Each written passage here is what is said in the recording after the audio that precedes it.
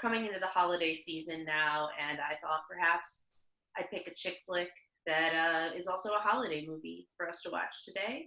So we watched Love Actually, and I would love to hear your thoughts, guys. Wait, Love Actually? Oh, I watched Sorted Lives too. What happened? No. Was it any good? Sorted Lives 2 is hot. It was great. Okay, Colin Firth and the cleaning lady, give me a fucking break. Love knows no language barrier.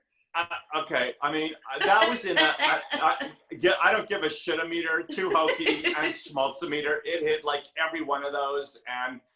And also, well, you know, I'm not having a good relationship with my housekeeper right now, so it was just implausible to me. That's the problem. Okay. That was it. Okay, the porn stand-ins, stupidest thing ever, as far as I was concerned. I just thought, like... I thought that was the most creative one. It was the least that was like a cliched trope of romance. It was, except for one thing. Okay, there's no way. I do remember from my straight days, okay, there is no way that a guy's going to be massaging her boobs and pretending he's fucking her up the ass and not get a hard on.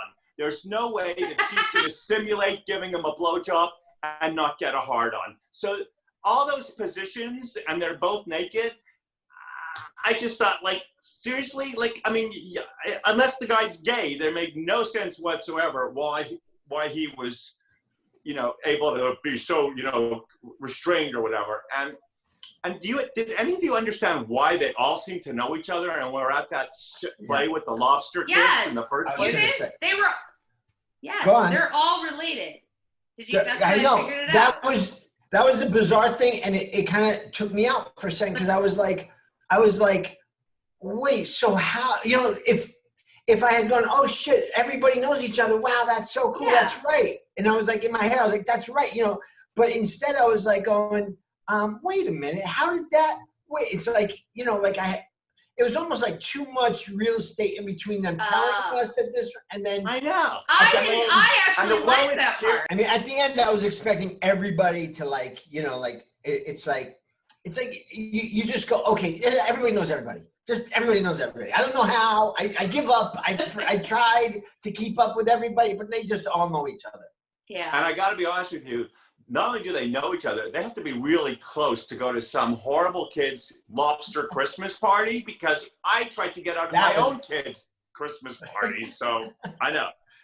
Anyways, but, you know, I remembered it being a lot sweeter when I very first saw it, and maybe now that it's 17 years later, or maybe now that we're professional critiques, I just thought like, no, I don't think so. But anyways, but I'm not sorry I watched it, I'll tell you that much. And I thought I was gonna end up watching it like a part last night and a part, you know, today. And then I thought, no, I guess I'm kind of into it. I might as well see it all the way through or whatever, so.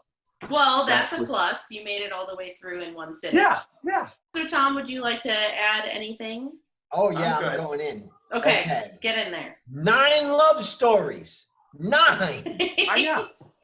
That's why it was over 2 hours. It was over 2 hours and there was 9.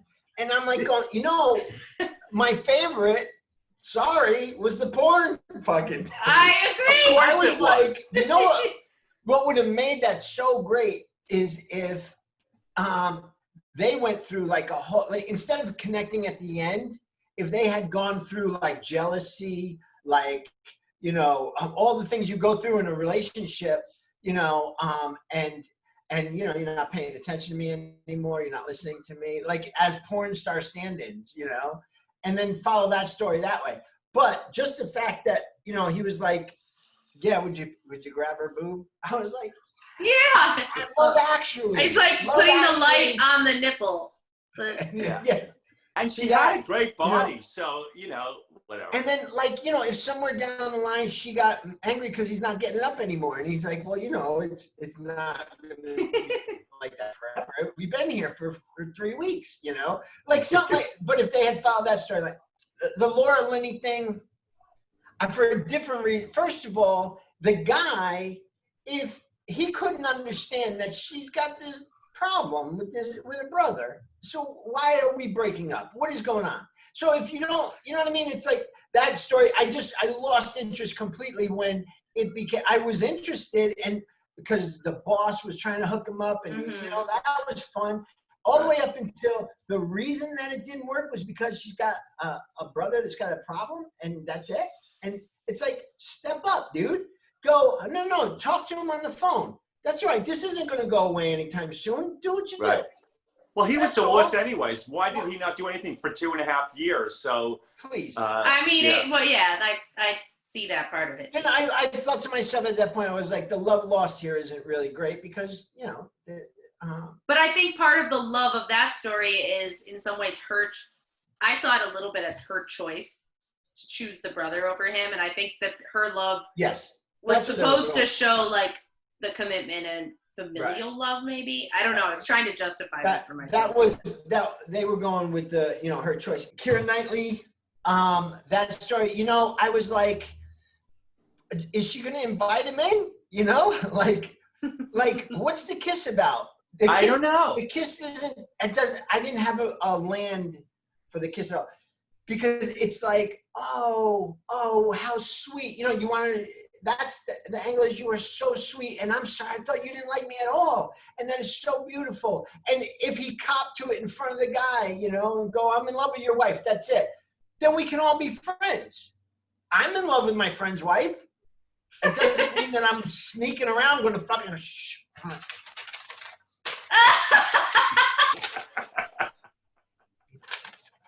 Well, and he wasn't a dick either. Like he wasn't. I always say it wrong. Chiwetel Ejiofor, is that how you say it? Like, I believe that's how you say his name. I always used to call it Chiwetel, but I think it's Chiwetel. He wasn't a jerk. No, right. Like, I felt bad for him. Right. I wanted him to be a dick so that I wanted to root for them. But he was just a nice dude. And then in the end, the house to house, not going house to house. You're not going to be the prime minister and go house to house looking for the chick. And then, no. Well, I know. If he went to the wrong house 4 times, I would have been fine. And he could have done the same exact thing. But he's good. There's a line of houses. It looks like Philadelphia. Right. I don't know. But I'm like going, no. And then, that was another thing that bothered me. He's a prime minister. And this is politics. And it was really like, which I love that Billy Bob Thornton was in this movie. Yeah. And I love that Billy Bob Thornton was president. It was ridiculous. It just makes me feel so much I would have voted for him, by the way. What's that?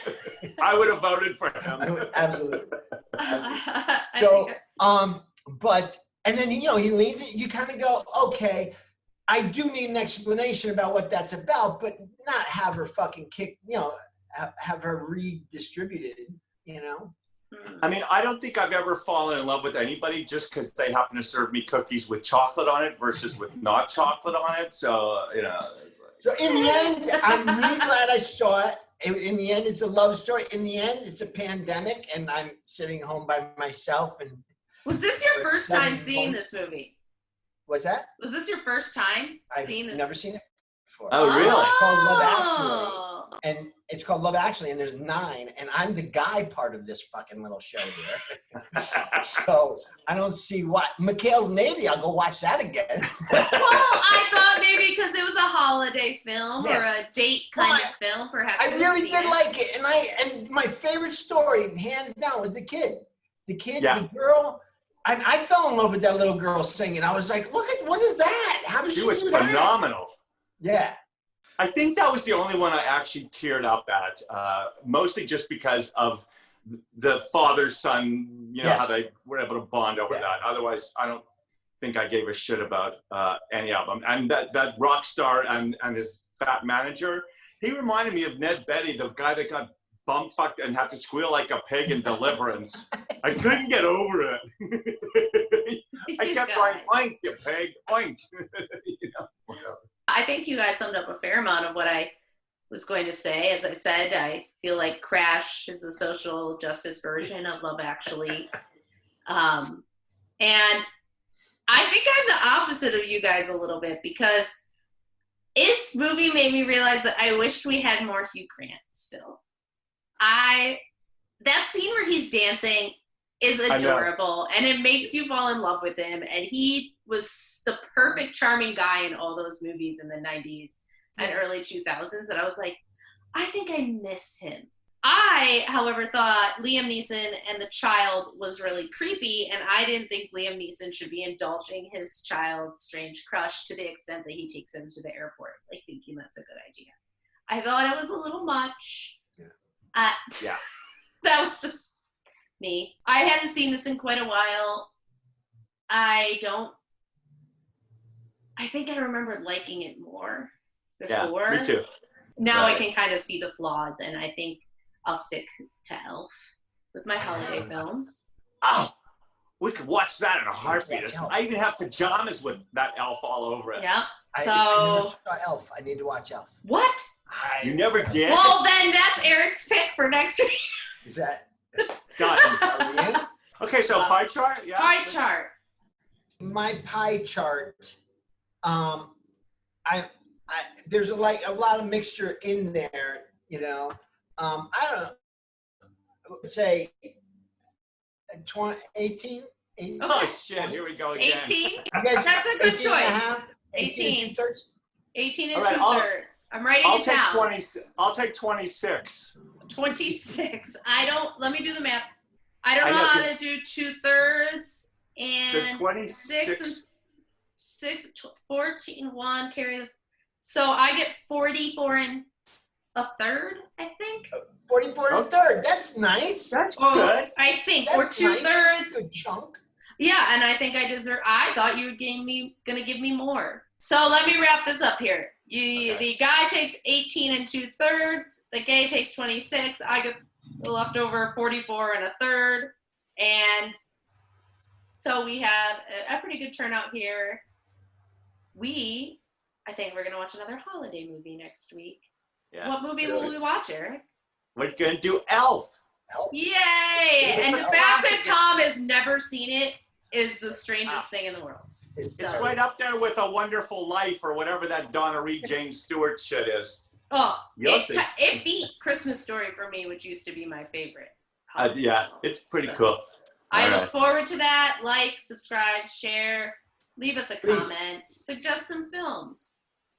Yeah. Have a happy holiday season. Happy holidays. Yeah. Happy turkey. Bye-bye.